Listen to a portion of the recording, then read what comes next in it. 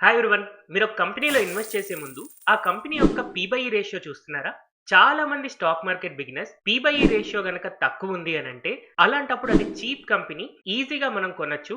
And అలాగే ఒక company యొక్క పీ/ఈ చాలా ఎక్కువ ఉంది అని అంటే అలాంటప్పుడు అది కాస్ట్లీ కంపెనీ, పడేదాకా వెయిట్ చేయాలి అని చెప్పి అనుకుంటూ ఉంటారు. కానీ ఇది ఎంతవరకు కరెక్ట్? ఒకసారి మీరే ఆలోచించండి. మీకు నేను 2 కంపెనీస్ చూపిస్తున్నాను. ఈ 2 కంపెనీస్ యొక్క పీ/ఈ రేషియో ఎగ్జాక్ట్ గా 15 ఉంది. అయితే ఒక కంపెనీ యొక్క ప్రాఫిట్ అనేది ఎవ్రీ ఇయర్ 10% పడిపోతూ ఉంది. వెరాస్ ఇంకొక కంపెనీ యొక్క ప్రాఫిట్ ఎవ్రీ ఇయర్ 30% పెరుగుతూ ఉంది. మరి ఇప్పుడు పీ/ఈ 15 రెండిటికి సేమ్ ఉంది కాబట్టి ఏ కంపెనీలో మీరు ఇన్వెస్ట్ చేస్తారు అని అర్థం చేసుకోవడం కోసం పీ/ఈ నెంబర్ మీకు ఏమైనా యూజ్ అవుతుందా? ఆబ్వియస్లీ యూజ్ అవ్వదు. అందుకనే పీ/ఈ రేషియో అంటే సింపుల్ గా ఒక ఫోటో లాంటిది. ఫర్ ఎగ్జాంపుల్ మీకు ఒక మూవీ పోస్టర్ చూపించి ఈ పోస్టర్ ఆధారంగా ఆ స్టోరీ మొత్తం చెప్పమన్నాను అనుకోండి, కుదురుతుందా? కుదరదు కదా. అలాగే పీ/ఈ రేషియోని చూస్తే ఒక ఫోటో చూసినట్టు. ఆ ఫోటోని చూసి ఆ కంపెనీ యొక్క బిజినెస్ ని అర్థం చేసుకోవడం ప్రాక్టికల్లీ ఇంపాసిబుల్. మనం ఒకసారి ఈ పీ/ఈ రేషియో గురించి ప్రాక్టికల్ గా కొన్ని విషయాల్ని చూద్దాం. జనరల్ గా గవర్నమెంట్ సెక్టర్ స్టాక్స్ లో ప్రాఫిట్స్ అంత ఈజీగా పెరగవు. అలాంటి కంపెనీస్ లో ఒక ఎగ్జాంపుల్ సెయిల్. ఈ కంపెనీ యొక్క ప్రాఫిట్ అండ్ లాస్ స్టేట్మెంట్ గనక మనం వెళ్తే లాస్ట్ 3 ఇయర్స్ యొక్క కంపెనీ ప్రాఫిట్ గ్రోత్ చూడండి, ఆల్మోస్ట్ సేమ్ ఉంది. ఇన్ఫాక్ట్ లాస్ట్ 5 ఇయర్స్ నుంచి చూసుకుంటే ఆ కంపెనీ యొక్క ప్రాఫిట్ గ్రోత్ అనేది డిక్లైన్ అవుతూ ఉంది. సో ఇలాంటి కంపెనీస్ కి ప్రైస్ టు ఎర్నింగ్స్ తక్కువ ఉన్నా కూడా అది అండర్ వాల్యూడ్ ఏమీ కాదు. స్పెషల్లీ ఈ సెయిల్ అనే స్టాక్ కి కంపెనీ యొక్క ప్రైస్ టు ఎర్నింగ్స్ అనేది కేవలం 18 ఉంది. యూజువల్ గా బిజినెస్ మెంటాలిటీ ఎలా ఉంటుందంటే పీ/ఈ రేషియో 20 కంటే తక్కువ ఉంటే అలాంటప్పుడు అది అండర్ వాల్యూడ్ అనుకుంటారు కదా. ఇక్కడ ఒకసారి చూడండి, కంపెనీ యొక్క ప్రాఫిట్ గ్రోత్ రేట్ పడిపోతూ ఉంది. సిమిలర్ గా ప్రైవేట్ సెక్టర్ స్టాక్స్ అయినా కూడా ఒకవేళ ఆ కంపెనీ యొక్క ప్రాఫిట్ గ్రోత్ పెరగకపోతే, ఫర్ ఎగ్జాంపుల్ ఇక్కడ టాటా స్టీల్ యొక్క ప్రాఫిట్ అండ్ లాస్ స్టేట్మెంట్ మనం అబ్జర్వ్ చేస్తే లాస్ట్ 4 ఇయర్స్ డేటా చూసినప్పుడు మనకి కంపెనీ యొక్క ప్రాఫిట్ గ్రోత్ రేట్ ఏమీ కనిపించట్లేదు. ఈవెన్ లాస్ట్ 5 ఇయర్స్ చూసినా కూడా కనిపించట్లేదు. అందుకనే ఈ కంపెనీ యొక్క ప్రైస్ టు ఎర్నింగ్స్ అనేది మనకి తక్కువ ఉంది, 20 ఉంది అన్నా కూడా అది అండర్ వాల్యూడ్ అవ్వదు. ఎవరైతే పీ/ఈ అనాలిసిస్ ని ఫాలో అవుతున్నారో వాళ్ళ విషయాన్ని జాగ్రత్తగా అబ్జర్వ్ చేయాలి. సరే, ఇప్పుడు మీకు అర్థమైంది కదా, లో పీ/ఈ ఉన్నంత మాత్రాన ఆ స్టాక్ పెరుగుతుంది, అది అండర్ వాల్యూడ్ అనేది కాదు అని. అలాగే ఇప్పుడు మనం ఇంకొక ఎగ్జాంపుల్ చూద్దాం. హై పీ/ఈ స్టాక్ తీసుకుందాం. ఫర్ ఎగ్జాంపుల్ ఇక్కడ నేను డిక్సాన్ టెక్నాలజీని సెర్చ్ చేసి ఓపెన్ చేశాను. ఈ కంపెనీ యొక్క ప్రైస్ టు ఎర్నింగ్స్ చూడండి 56 ఉంది. ఇన్ఫాక్ట్ ఈ కంపెనీ యొక్క లాస్ట్ 10 ఇయర్స్ గనక మనం అబ్జర్వ్ చేస్తే దాదాపు 2023లో 2008 నుంచి 2025లో 16,000 దాకా దాదాపు 5 రెట్లు పెరిగింది. ఈ 5 రెట్లు పెరుగుతున్న టైంలో కంపెనీ యొక్క ప్రైస్ టు ఎర్నింగ్ చార్ట్ గనక నేను అబ్జర్వ్ చేస్తే 2023లో ఈ కంపెనీ యొక్క ప్రైస్ టు ఎర్నింగ్ 75 ఉంది. యూజువల్ గా 75 అంటే ఏంటి? ఓవర్ వాల్యూడ్ అని అనుకుంటారు. ఆ 75 నుంచి పీ/ఈ రేషియో దాదాపు 200 దాకా పెరిగింది. సో జనరల్ గా పీ/ఈ రేషియోని చూసి ఇది ఓవర్ వాల్యూడ్ స్టాక్ అని మనం కొనకుండా ఉంటే, అందుకనే high P E stock overvalued stock అని అనుకోకుండా దాని యొక్క ప్రాఫిట్ అండ్ లాస్ స్టేట్మెంట్ లో ఉన్న ప్రాఫిట్ గ్రోత్ ని అబ్జర్వ్ చేయాలి. ఈ కంపెనీ యొక్క ప్రాఫిట్ గ్రోత్ ని అబ్జర్వ్ చేయండి.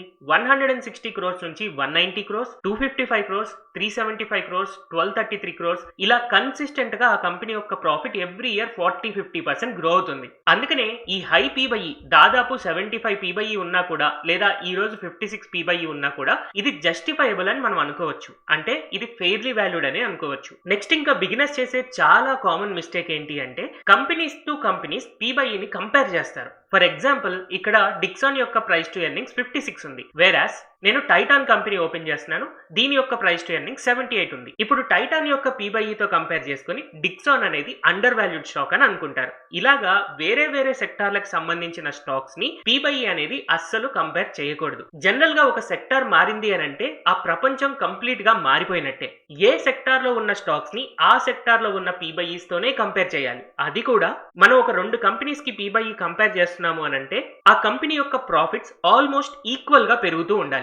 లేదంటే ఆ కంపెనీ యొక్క పీ/ఈ అనాలిసిస్ దేనికి పనికిరాదు. సో మనం ఒక కంపెనీ యొక్క పీ/ఈ రేషియో వాడడం వల్ల పెద్దగా ఎలాంటి యూజెస్ లేవు అనేది అర్థమవుతుంది కదా. అందుకని దాన్ని కొంచెం బెటర్ చేసుకోవడం కోసం మనం పీఈజీ రేషియోని వాడచ్చు. అయితే ఈ పీఈజీ రేషియోని సింపుల్ గా అర్థం చేసుకోవాలనుకుంటే ఒక కంపెనీ యొక్క price to earnings divided by ఆ కంపెనీ యొక్క ప్రాఫిట్ గ్రోత్ చేస్తే మనకి పీఈజీ రేషియో వస్తుంది. అయితే నార్మల్ గా ఒక కంపెనీ యొక్క ప్రాఫిట్ 100 crores ఉంటే దానికి మనం ఎంత ప్రైస్ పే చేస్తున్నాము అనేది పిఈ రేషియో చెప్తుంది. వెరాజ్ అదే కంపెనీ యొక్క ప్రాఫిట్ గ్రోత్ అనేది 60 నుంచి 80కి 80 నుంచి 100కి ఇలా పెరుగుతుంటే ఆ ప్రాఫిట్ గ్రోత్ కి మనం ఎంత ప్రైస్ పే చేస్తున్నాము అనేది పిఈజీ రేషియో చెప్తుంది. ఇక్కడ పిఈజీ రేషియో యొక్క అడ్వాంటేజ్ ఏంటి అంటే ఒక కంపెనీ యొక్క ప్రాఫిట్ ఈ రోజు 100 crores ఉంది అని అనుకుందాం, కానీ పాస్ట్ లో లాస్ట్ 2 years లో ఆ కంపెనీ యొక్క ప్రాఫిట్ గ్రోత్ 90 నుంచి స్టార్ట్ అయ్యి నెక్స్ట్ 95 నెక్స్ట్ 100 అయ్యింది. ఇందాక మనం చూసిన ఎగ్జాంపుల్ లో ఆ కంపెనీ యొక్క ప్రాఫిట్ 60 నుంచి 80కి పెరిగి 80 నుంచి 100కి పెరిగింది. ఇలా చూడగానే మీకు ఏ కంపెనీ బెటర్ అనిపిస్తుంది? ఆబ్వియస్ గా 60 నుంచి 100కి ప్రాఫిట్ పెరిగిన కంపెనీ బెటర్ కదా.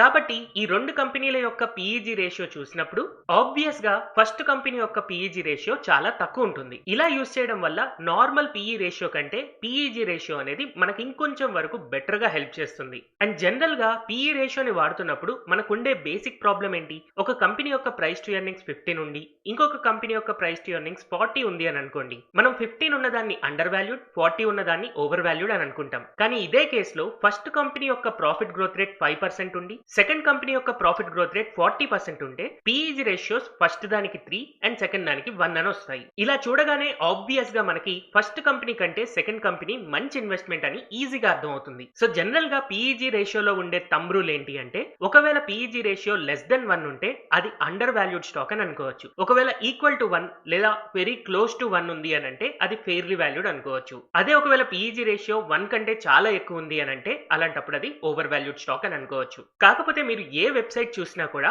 ఈ పిఈజీ రేషియో గురించి సింపుల్ డేటా మనకు దొరకదు.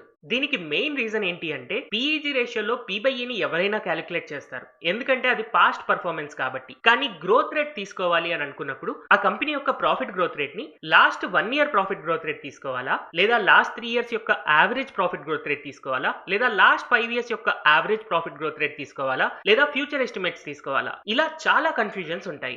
జనరల్ గా బేసిక్ లెవెల్ ఇన్వెస్టర్స్ చాలా సింపుల్ గా ఐడెంటిఫై చేయాలి అని అనుకుంటే లాస్ట్ 3 years అండ్ 5 years యొక్క యావరేజ్ ప్రాఫిట్ గ్రోత్ రేట్ ని యూస్ చేస్తూ ఉంటారు. కానీ ప్రొఫెషనల్స్ ఆ కంపెనీ గురించి ఎక్కువ తెలిసిన వాళ్ళు ఫ్యూచర్ ఎస్టిమేట్స్ ని యూస్ చేస్తూ ఉంటారు. అయితే ఎనీహౌ ఈ డేటా అనేది మనకి ఏ వెబ్సైట్ లో సింపుల్ గా దొరకదు కాబట్టి మనకు మనమే క్యాలిక్యులేట్ చేసుకోవాల్సి వస్తుంది. అయితే యాజ్ ఎ బేసిక్ ఇన్వెస్టర్ దీన్ని మనం ప్రాక్టికల్ గా క్యాలిక్యులేట్ చేయాలి అని అనుకుంటే ప్రతి కంపెనీ గురించి ఇండివిడ్యువల్ లెవెల్లో స్టడీ చేయాలి. మనకి యూజువల్ గా అంత టైం అండ్ ఎఫర్ట్స్ పెట్టడానికి కుదరదు కాబట్టి మనం ఏఐ యొక్క హెల్ప్ ని తీసుకోవచ్చు. ఇప్పుడు మీకు పిఈజీ రేషియో కనుక్కోవడానికి 3 సింపుల్ ప్రాంప్ట్స్ ని నేను చూపిస్తాను. ఫస్ట్ మెథడ్ చాలా సింపుల్. యాక్చువల్ గా మనకు ఏదైతే స్టాక్ కావాలో ఆ స్టాక్ ని screener.in లో ఓపెన్ చేసిన తర్వాత ఇక్కడ ఎక్స్పోర్ట్ టు ఎక్సెల్ అని ఉంటుంది, దీని మీద క్లిక్ చేయాలి. అప్పుడు మనకి ఒక ఎక్సెల్ ఫైల్ డౌన్లోడ్ అవుతుంది. తర్వాత క్లౌడ్ గానీ, చాట్ జీపీటీ గానీ, జెమినీ గానీ ఓపెన్ చేసి కింద డిస్క్రిప్షన్ సెక్షన్ లో ఉన్న ఫస్ట్ ప్రాంప్ట్ ని పేస్ట్ చేయండి. అలాగే మీరు డౌన్లోడ్ చేసిన ఎక్సెల్ ఫైల్ ని కూడా ఇక్కడ డ్రాగ్ చేసి వదిలేయండి. సో ఎప్పుడైతే మీరు ఎంటర్ చేస్తారో అప్పుడు ఆ కంపెనీ యొక్క ప్రైస్ టు ఎర్నింగ్స్ ని డివైడెడ్ బై ఎర్నింగ్స్ గ్రోత్ చేసి పిఈజీ రేషియో మనకు క్యాలిక్యులేట్ అయ్యి వస్తుంది. అయితే ఈ ప్రాంప్ట్ లో స్పెసిఫిక్ గా మనం యూజ్ చేసింది ఏంటంటే లాస్ట్ 5 years యొక్క గ్రోత్ రేట్ ఎలా ఉందో అలాగే నెక్స్ట్ 5 years యొక్క గ్రోత్ రేట్ కూడా ఉంటుంది అని ఎక్స్పెక్ట్ చేసుకుంటూ పిఈజీ రేషియోని మనం క్యాలిక్యులేట్ చేస్తున్నాం. ఇప్పుడు మనకు వచ్చే పిఈజీ రేషియో గనక 1 కానీ 1 కంటే దగ్గర ఉంది అని అంటే అది ఫెయిర్లీ వాల్యూడ్ అని అనుకోవచ్చు. అదే ఒకవేళ 1 కంటే తక్కువ ఉంటే అండర్ వాల్యూడ్, లేదా ఒకవేళ 1 కంటే చాలా ఎక్కువ 2, 3, 4, 5 ఇలాంటి నెంబర్స్ ఉన్నాయి అని అంటే కొంతవరకు ఓవర్ వాల్యూడ్ అని అనుకోవచ్చు. సో నేను యూజ్ చేసిన ఈ కంపెనీకి పిఈజీ రేషియో 2.04 వచ్చింది కాబట్టి కొంతవరకు ఓవర్ వాల్యూడ్ అని అర్థమవుతుంది. కాకపోతే ఇది past analysis and simple analysis. ఇలా కాకుండా ఈ కంపెనీ యొక్క ఫ్యూచర్ గ్రోత్ రేట్ ని ప్రొజెక్ట్ చేసుకుంటూ పిఈజీ రేషియో ఫైండ్ అవుట్ చేయడానికి మనకి ఇంకొక ప్రాంప్ట్ ఉంది. సో నేను సెకండ్ ప్రాంప్ట్ ని కూడా మీకు ఇక్కడ ఇస్తాను. అయితే ఈ సెకండ్ ప్రాంప్ట్ ని మనం యూజ్ చేయాలి అని అనుకుంటే యూజువల్ గా ఈ కంపెనీ యొక్క డాక్యుమెంట్స్ లోకి వెళ్ళి రీసెంట్ యాన్యువల్ రిపోర్ట్స్ ఏవైతే ఉన్నాయో వాటిని మనం డౌన్లోడ్ చేసుకోవాలి. సో వన్స్ మనకు కావాల్సిన కంపెనీ యొక్క యాన్యువల్ రిపోర్ట్ ఓపెన్ చేసి మనం డౌన్లోడ్ బటన్ మీద క్లిక్ చేస్తే దాన్ని మనం ఈజీగానే డౌన్లోడ్ చేసుకోవచ్చు. అండ్ అలాగే ఈ కంపెనీ యొక్క డాక్యుమెంట్స్ లో ఒకవేళ మనకి రీసెంట్ క్రెడిట్ రేటింగ్స్ ఏమైనా ఉన్నా, రీసెంట్ కాన్ కాల్ రిపోర్ట్స్ ఉన్నా అలాంటి వాటిని కూడా మనం ఇక్కడ డౌన్లోడ్ చేసి అప్లోడ్ చేయొచ్చు. సో నేను ఆ కంపెనీ యొక్క క్రెడిట్ రేటింగ్స్ ని అండ్ అలాగే ఆ కంపెనీ యొక్క యాన్యువల్ రిపోర్ట్స్ ని అండ్ అలాగే ఎక్సెల్ షీట్ ఇందాక మనం డౌన్లోడ్ చేసాం కదా టైటాన్ కంపెనీది, దాన్ని నేను ఇక్కడ డౌన్లోడ్ చేస్తున్నాను. అండ్ అలాగే నా సెకండ్ ప్రాంప్ట్ ని కూడా ఇక్కడ పేస్ట్ చేస్తున్నాను. ఇప్పుడు నేను దీన్ని ఎంటర్ క్లిక్ చేస్తే ఆటోమేటిక్ గా నాకు పిఈజీ రేషియో ఫ్యూచర్ ఎర్నింగ్ ఎస్టిమేట్స్ ఎలా ఉన్నాయి అనేది ఒక అజంప్షన్ తీసుకొని వచ్చి దాని బేసిస్ లో క్యాలిక్యులేట్ చేస్తుంది. అయితే ఇక్కడ యాన్యువల్ రిపోర్ట్ అంటే హండ్రెడ్స్ ఆఫ్ పేజెస్ ఉంటుంది, ఈవెన్ క్రెడిట్ రిపోర్ట్ అయినా ఒక 4-5 పేజెస్ ఉంటుంది కాబట్టి వీటిని స్టడీ చేసి పిఈజీ రేషియో రావడానికి కొంచెం టైం అయితే పడుతుంది. సో ఏఐ ఈ కంపెనీ యొక్క యాన్యువల్ రిపోర్ట్స్ అన్ని స్టడీ చేసి ఫ్యూచర్ ప్రొజెక్షన్స్ ని తీసుకొచ్చింది. ఈ ఫ్యూచర్ ప్రొజెక్షన్స్ బేసిస్ లో చూసుకుంటే ఫార్వర్డ్ పీఈజీ రేషియో 5.33 ఉంది. సో చాలా వరకు హైలీ ఓవర్ వాల్యూడ్ అని మనకు అర్థమవుతుంది. సో ఇప్పుడు మీరు అబ్జర్వ్ చేస్తే మెథడ్ 1 అండ్ మెథడ్ 2 లో పీఈజీ రేషియోలో చాలా డిఫరెన్షియేషన్ ఉంది. ఈ డిఫరెన్షియేషన్ ని ఒకేసారి మీరు కామన్ గా చూడాలి అని అనుకుంటే మెథడ్ 3 లో నేను మీకు ఒక ప్రాంప్ట్ ఇస్తాను. యాక్చువల్ గా ఈ ప్రాంప్ట్ లో నేను మల్టిపుల్ సినారియోస్ తీసుకుంటాను. Bull case, bear case and base case scenarios తీసుకుని పీఈజీ అనాలిసిస్ ని రెండు అనాలిసిస్ లు యూజ్ చేస్తూ, అంటే ఫార్వర్డ్ పీఈ అనాలిసిస్ అండ్ అలాగే లాస్ట్ 5 years యొక్క గ్రోత్ రేట్ అనాలిసిస్ ని తీసుకొని క్యాలిక్యులేట్ చేయమంటాను. దీనికోసం మనం స్క్రీనర్.in నుంచి మనం డౌన్లోడ్ చేసిన యాన్యువల్ రిపోర్ట్స్ ని, క్రెడిట్ రేటింగ్స్ ని అండ్ ఆ కంపెనీ యొక్క రీసెంట్ ఎక్సెల్ డీటెయిల్స్ ని అన్నిటిని డౌన్లోడ్ చేసి మనం వీటితో పాటు ఇవ్వాలి. సో క్లౌడ్ వన్స్ ఈ డేటా అంతా చదివిన తర్వాత మనకి ఇలాగా అనలిటిక్స్ ప్రింట్ చేసి ఇస్తుంది. సో జనరల్ గా ఇక్కడ బేరిష్ కేస్ లో పీఈజీ రేషియో 5 ఉందని, బేస్ కేస్ లో పీఈజీ రేషియో 2 ఉందని అండ్ బుల్ కేస్ లో 1.54 ఉందని. సో ఇక్కడ నేను అబ్జర్వ్ చేస్తున్నప్పుడు ఏ కేస్ లో చూసినా కూడా ఈ స్టాక్ అయితే కొంతవరకు ఓవర్ వాల్యూడే ఉంది. బట్ ఎనీహౌ నేను ఈ స్టాక్ రికమెండేషన్ కోసం ఈ వీడియో చేయట్లేదు. మీరు మీ స్టాక్స్ ని ఆల్రెడీ సెలెక్ట్ చేసుకున్న తర్వాత మీరు అట్లీస్ట్ దాన్ని ఫెయిర్ ప్రైస్ లో కొంటున్నారా లేదా, ఒకవేళ మీరు కొంటున్న ప్రైస్ ఓవర్ వాల్యుయేషన్ లో ఉందా, ఇలాంటి విషయాలు మీరు అర్థం చేసుకోవడం కోసం నార్మల్ పీఈ రేషియోని కాకుండా పీఈజీ రేషియోస్ ని వాడుతూ, అది కూడా యాన్యువల్ రిపోర్ట్స్ చదివి, కాన్ కాల్స్ చదివి, క్రెడిట్ రేటింగ్స్ ని చదివి, ఒక కంపెనీ దాని యొక్క ఫ్యూచర్ అజంప్షన్స్ ని చదివి, మనకి ఒక వెల్ నాలెడ్జ్డ్ అజంప్షన్స్ తో ప్రెసెంట్ పీఈజీ రేషియో ఎలా ఉంటుంది అనేది క్యాలిక్యులేట్ చేసుకునే విధంగా మనం ఈ ప్రాసెస్ ని డిజైన్ చేసుకున్నాం. ప్రిఫరబుల్లీ మీరు ఈ ప్రాంప్ట్ 3 ని యూజ్ చేసుకొని మీకు కావాల్సిన కంపెనీ యొక్క వాల్యుయేషన్స్ ని కనుక్కోవచ్చు. అయితే ఇక్కడ ఒక విషయం గుర్తుపెట్టుకోండి, మీరు ఈ పీఈజీ రేషియోస్ ని ఎందుకు యూజ్ చేయాలి అని అంటే ఒక కంపెనీ యొక్క వాల్యుయేషన్ తెలుసుకోవడానికి యూజ్ చేయాలి, కానీ ఈ కంపెనీలో ఇన్వెస్ట్ చేయాలా వద్దా అని తెలుసుకోవడానికి అయితే కాదు. ఎందుకు ఇలా చెప్తున్నానంటే పీఈజీ రేషియో అనేది వాల్యుయేషన్ మెట్రిక్. యాక్చువల్ గా పీఈ రేషియో కూడా ఒక వాల్యుయేషన్ మెట్రికే, కానీ చాలా మంది బై మిస్టేక్ దీన్ని సెలక్షన్ కోసం యూజ్ చేస్తూ ఉంటారు. అయితే అంతకు ముందు చాలా మంది పీ/ఈ రేషియో యూజ్ చేయడానికి ఎక్కువ మంది ఇంట్రెస్ట్ చూపించేవాళ్ళు. ఎందుకంటే అది ఈజీగా దొరుకుతుంది, ప్రతి వెబ్సైట్ లో దొరుకుతుంది, ఎవరైనా అర్థం చేసుకోవడానికి కూడా ఈజీగా ఉంటుంది. కానీ పీఈజీ రేషియో మనకి ఏ వెబ్సైట్ లోనూ ఉండదు, ఒకవేళ ఉన్నా కూడా కొన్ని స్టాక్స్ కి మాత్రమే ఉంటుంది. ఆ డేటా మనం క్యాలిక్యులేట్ చేయడం కష్టమనే చాలా మంది యూజ్ చేయలేదు. కాకపోతే ఇప్పుడు AI తో అది మనకి ఈజీ అయిపోయింది. సో మీరు as an investor next step కి వెళ్ళాలి అని అనుకున్నప్పుడు ఈ పీఈజీ రేషియోని ఇలా AI ని యూజ్ చేసి ఈజీగా ఫైండ్ అవుట్ చేస్తారు అని అనుకుంటున్నాను. ఈ వీడియోలో నేను చూపించిన డేటా మీకు నచ్చింది అండ్ అలాగే ఇన్ఫర్మేటివ్ గా ఉంది అని అనుకుంటే don't forget to like, share and subscribe to Telugu stock channel. మీకు ఏమైనా డౌట్స్ ఉన్నా కూడా కింద కమెంట్ సెక్షన్ లో అడగచ్చు. Thank you everyone for watching this video.